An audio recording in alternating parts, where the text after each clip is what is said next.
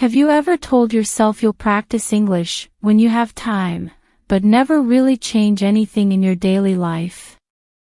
Sometimes, all it takes is one small change, just like choosing the stairs over the elevator. A tiny decision, but with big results. That's how real growth begins. One of the most powerful ways to build your English naturally is through storytelling. Stories make you feel, imagine, and remember. And when English becomes part of a story, it stays with you much longer. So if you're ready to move forward, one small step at a time, like this video, leave a comment, and subscribe to Dynamic English. It started as a small idea.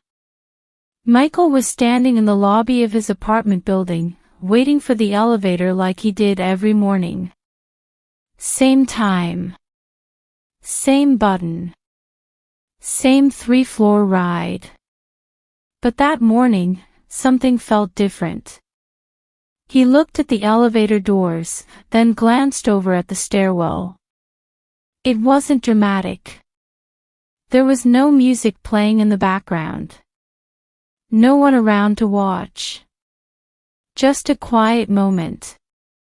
And in that moment, he made a choice. He turned, pushed open the door to the stairs, and started climbing. The first few steps felt strange. Not difficult, just unfamiliar. The air was still, warm, and filled with the soft echo of his own movement. His footsteps sounded louder than he expected. As he reached the first landing, he realized he hadn't taken the stairs in months. Maybe longer. When he got to the 3rd floor, he felt something small, but real. It wasn't pride. Not exactly. It was more like a shift, a tiny click inside his mind. A reminder that habits weren't permanent. That he could choose differently.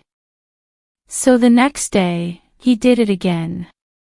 Then again the day after that. Soon, he started taking the stairs at work too. First just 1 floor. Then 2. Then the whole way up. He began to notice things, how some stairwells smelled like dust and cleaning spray, how the windows on certain landings showed hidden views of the city. Once, he saw a man asleep with a book open beside him on the 5th floor landing. Another time, he passed someone crying quietly into their sleeve. The stairs were not just empty spaces. They were full of stories. As the weeks passed, something unexpected happened. He didn't just feel stronger, he felt more present. Climbing stairs became a kind of rhythm, a pattern that matched his breath and cleared his mind. It wasn't fast. It wasn't always easy. But it felt honest. One day, during a long meeting, someone in his office said, "You always take the stairs, right? That's your thing now." Michael smiled. He hadn't realized it had become part of how people saw him. But more importantly, it had become part of how he saw himself. Not someone who avoids effort. Someone who chooses to take the extra step, even when no one's watching. A few weeks later, the elevator in his building broke down. People were frustrated. Complaining. Waiting. Michael just opened the stairwell door and started walking. And for the first time, it felt like the easier choice.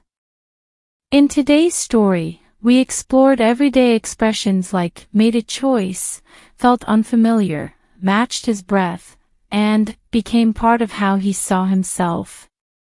These are natural English phrases that help you express deeper ideas clearly.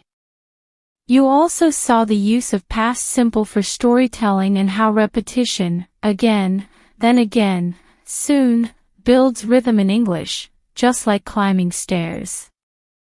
We upload stories like this every day to help you turn small habits into big progress. So like this video, subscribe to Dynamic English, and tell us in the comments, what's one small change you've made that led to something bigger? See you in the next video.